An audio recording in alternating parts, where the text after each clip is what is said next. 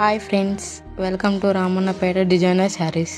ఇప్పుడు మనం చూస్తున్న చీర కంచి కుప్పడం పట్టు శారీ. ఈ చీరని మనం తయారు చేసిన తర్వాత చీరని ఎలా ఫినిషింగ్ చేయాలో చూడండి. ముందుగా కొంగుకు ఉన్న దారాలు ముడులు వేసే విధానాన్ని చూడండి.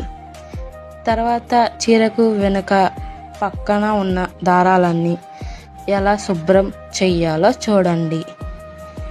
చీరను తయారు చేసిన తర్వాత వెనుక ఉన్న దారాలన్నీ ఇలా శుభ్రపరచాలి.